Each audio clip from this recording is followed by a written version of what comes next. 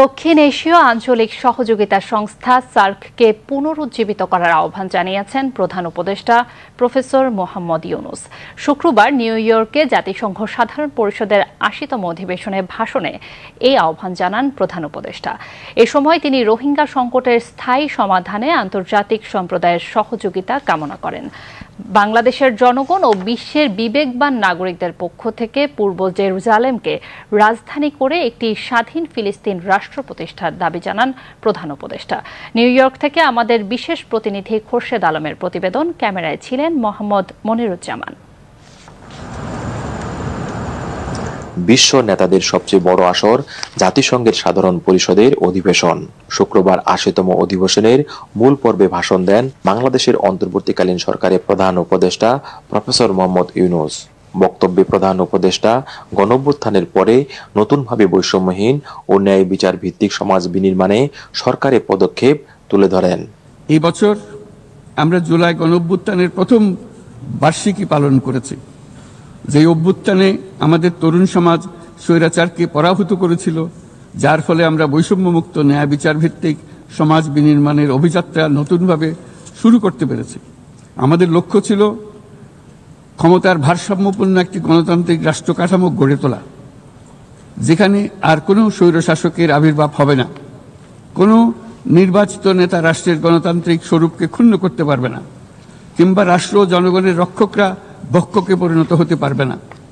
শাসন ব্যবস্থা, বিচার বিভাগ, নির্বাচন ব্যবস্থা, জনপ্রশাসন, আইন শৃঙ্খলা রক্ষা, দুর্নীতি বিরোধী কার্যক্রম, নারী অধিকার সহ সকল জাতীয় গুরুত্বপূর্ণ ক্ষেত্রে প্রয়োজনীয় সংস্কার করার জন্য আমরা 11টি স্বাধীন সংস্কার কমিশন প্রতিষ্ঠা করি। আগামী ফেব্রুয়ারিতে জাতীয় নির্বাচন আয়োজনের সরকারের প্রস্তুতির কথাও জানান প্রধান উপদেষ্টা। আগামী বছরের ফেব্রুয়ারি মাসে আমরা জাতীয় নির্বাচন অনুষ্ঠানের প্রস্তুতি নিচ্ছি। পাশাপাশি স্বচ্ছতা ও জবাবদিহিতা, আইনের শাসন নিশ্চিত করবার জন্য আমাদের নিরবচ্ছিন্নভাবে নাগরিক বান্ধব সংস্কার চালিয়ে যাচ্ছি। তরুণ প্রজন্মই সমাজ পরিবর্তনে চালিকা শক্তি উল্লেখ করে প্রফেসর ইউনুস তরুণদেরকে চাকরি প্রার্থীর পরিবর্তে উদ্যোক্তা হিসেবে গড়ে তোলার আহ্বান জানান। বাংলাদেশের তরুণ প্রজন্ম ইতিমধ্যে প্রমাণ করেছে যে তারা সমাজ পরিবর্তনের চালিকা শক্তি। আমরা তাদের দক্ষতা উন্নয়নে বিনিয়োগ করছি। তথ্য প্রযুক্তি, কৃত্রিম বুদ্ধিমত্তা, নবায়নযুক্ত শক্তি, পরিবেশ বান্ধব প্রযুক্তি সহ বিভিন্ন ক্ষেত্রে তাদের প্রশিক্ষণ দিচ্ছি। আমাদের লক্ষ্য হলো প্রত্যেক তরুণকে শুধুমাত্র চাকরি প্রার্থীর পরিবর্তে আমরা তাদেরকে উদ্যোক্তা হিসেবে গড়ে তুলতে চাই। জলবায়ু পরিবর্তনের বিরূপ প্রভাব মোকাবেলায় লস অ্যান্ড ড্যামেজ ফান্ড পুরোপুরি চালু করার আহ্বান জানান তিনি। আমাদের সন্তানদের ভবিষ্যতের জন্য এখনই কার্যকর ব্যবস্থা নিতে হবে। লস অ্যান্ড ড্যামেজ ফান্ড পুরোপুরি চালু করতে হবে। জলবায়ুর পরিবর্তনের বিরূপ প্রতিক্রিয়া প্রশমনের উদ্যোগ যেমন বাড়াতে হবে, তেমনি অভিযোজনেও সমান গুরুত্ব দিতে হবে। আমাদের প্রতিবেশী দেশ মায়ানমারের চলমান সংঘাত সমগ্র অঞ্চলের জন্য গভীর উদ্বেগজনক পরিস্থিতি সৃষ্টি করেছে। এটি যে শুধু আঞ্চলিক স্থিতিশীলতাকে ঝুঁকিতে ফেলছে তা নয়, বরং বাংলাদেশে আশ্রয়প্রাপ্ত বলপূর্বক বাস্তুচ্যুত রোহিঙ্গাদের তাদের মাতৃভূমি মায়ানমারে প্রত্যাবাসনকেও কঠিন করে তুলেছে। এই সংকটের সবচেয়ে বড় ভুক্তভোগী রোহিঙ্গারা, আর তাদের পরেই বৃহত্তম ভুক্তভোগী হলো বাংলাদেশ। তবে আমাদের মনে রাখতে হবে যে রোহিঙ্গা সংকট কোনোভাবেই মায়ানমারের সঙ্গে বাংলাদেশের কোনো দ্বিপাক্ষিক বিষয় নয়, বরং আমরা শুধু একটি দায়িত্বশীল প্রতিবেশী এবং আন্তর্জাতিক সম্প্রদায়ের দায়িত্বশীল সদস্য হিসেবে আমাদের দায়িত্ব পালন করে যাচ্ছি। কিন্তু তহবিল সংকটের কারণে আজকে রোহিঙ্গা ক্যাম্পগুলোতে ন্যূনতম জীবনমান বজায় রাখার আমাদের যৌথ প্রয়াসও ভেঙে পড়ার উপক্রম হয়েছে। বিশ্ব খাদ্য কর্মসূচি তাদের জরুরি সহায়তা কার্যক্রমে মারাত্মক তহবিল ঘাটতির বিষয়ে ইতোমধ্যে সতর্ক করে দিয়েছে আমাদেরকে।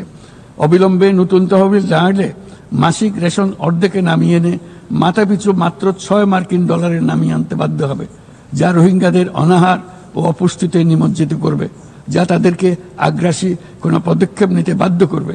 তহবিলের অতিরিক্ত কাটছাট হলে তা নিঃসন্দেহে সুরক্ষা ও নিরাপত্তা ঝুঁকি বহুগুণ বৃদ্ধি করবে, যা ক্যাম্পের সীমানা ছাড়িয়ে যেতে পারে। তাই আমি বিদ্যমান দাতাদের সাহায্য বাড়াতে এবং সম্ভাব্য নতুন দাতাদের অনুদান প্রদানের আহ্বান জানাচ্ছি, যাতে এই বিপর্যয়কর পরিস্থিতি এড়ানো যায়। মানবিক সহায়তার জন্য নতুন ও বর্ধিত তহবিলের বাইরে আন্তর্জাতিক সম্প্রদায়কে অবশ্যই মায়ানমার সরকার এবং রাখাইনের অন্যান্য অংশীদারদের উপর ইতিবাচক পরিবর্তন ও দ্রুত রাজনৈতিক সমাধানের জন্য চাপ প্রয়োগ করতে হবে। আমরা আশা করি আগামী 30শে সেপ্টেম্বরের উচ্চ পর্যায়ের সম্মেলন বিশ্বব্যাপী দৃঢ় সংকল্প তৈরি করবে এবং রোহিঙ্গাদের জন্য বাস্তবসম্মত আন্তর্জাতিক সহায়তা নিশ্চিত করবে, যেখানে তহবিল সংগ্রহ সর্বোচ্চ অগ্রাধিকার পাবে। একই সঙ্গে আন্তর্জাতিকভাবে একটি রোডম্যাপ গৃহীত হবে এবং সময়াবদ্ধ কর্মপরিকল্পনা গ্রহণের মাধ্যমে রোহিঙ্গা সংকটের স্থায়ী সমাধান খুঁজে পাওয়া সম্ভব হবে। বাংলাদেশের জনগণ ও বিশ্বের বিবেকবান নাগরিকদের পক্ষ থেকে ফিলিস্তিনিকে স্বাধীন রাষ্ট্র হিসেবে স্বীকৃতির দাবি জানান প্রফেসর ইউনূস। বাংলাদেশের জনগণ এই বিশ্বের বিবেকবান নাগরিকদের পক্ষ থেকে আমি আবারও জোরালো দাবি জানাচ্ছি যে পুনর্বাসনের মাধ্যমে এই সমস্যার দ্বিরাষ্ট্রীয় ভিত্তিক সমাধান এখনই বাস্তবায়ন করতে হবে। বক্তব্যে প্রধান উপদেষ্টা শান্তিরক্ষা কার্যক্রমে বাংলাদেশি শান্তিরক্ষীদের ভূমিকা তুলে ধরেন। গত 3.5 দশক ধরে জাতিসংঘের শান্তিরক্ষা কার্যক্রমে অন্যতম শীর্ষ শান্তিরক্ষা প্রেরণকারী দেশ হিসেবে আমাদের অংশগ্রহণ বৈশ্বিক শান্তি ও নিরাপত্তার প্রতি আমাদের নিরবিচ্ছিন্ন অঙ্গীকারের এক বাস্তব প্রমাণ। এমনকি এই মুহূর্তে প্রায় 6000 বাংলাদেশি শান্তিরক্ষী বাহিনী বিশ্বের সবচেয়ে সংঘাতপূর্ণ অঞ্চলগুলোতে জাতিসংঘের আওতায় দায়িত্ব পালন করছে। সার্ক পুনরুজ্জীবিত করার আহ্বান প্রধান উপদেষ্টার। দক্ষিণ এশীয় আঞ্চলিক সহযোগিতা সংস্থা সার্ককে পুনরুজ্জীবিত করার জন্য আমরা দৃঢ় আহ্বান জানাচ্ছি। 4 দশক আগে এই সংস্থা প্রাথমিক পর্যায়ে উল্লেখযোগ্য অগ্রগতি অর্জন করেছিল এবং আঞ্চলিক সহযোগিতার জন্য একটা শক্ত ভিত্তি তৈরি করেছিল। রাজনৈতিক অচলাবস্থার পরেও এই প্রাতিষ্ঠানিক কাঠামো এখনো কার্যকর রয়েছে। আমরা বিশ্বাস করি সার্ক এখনো আমাদের অঞ্চলের কোটি কোটি মানুষের জন্য কল্যাণ এনে দিতে সক্ষম, যেমনটি আসিয়ান তাদের অঞ্চলের কোটি কোটি মানুষের জন্য করে যাচ্ছে। তিনি বলেন, সকলকে 3 শূন্যের পৃথিবী গড়ার স্বপ্ন নিয়ে অগ্রসর হতে হবে। আমাদেরকে 3 শূন্যের পৃথিবী গড়ার স্বপ্ন নিয়ে অগ্রসর হতে হবে। তরুণরা 3 শূন্য বাস্তবায়নের সৈনিক হয়ে বড় হবে। তাদের সামনে থাকবে শূন্য কার্বন, শূন্য সম্পদ কেন্দ্রীভূতকরণ ও শূন্য বেকারত্ব। এর ভিত্তিতে তারা গড়ে তুলবে তাদের পৃথিবী। দ্বিতীয়বারের মতো জাতিসংঘ অধিবেশনে ভাষণ দিলেন বাংলাদেশের অন্তর্বর্তীকালীন সরকারি প্রধান উপদেষ্টা প্রফেসর মোহাম্মদ ইউনূস।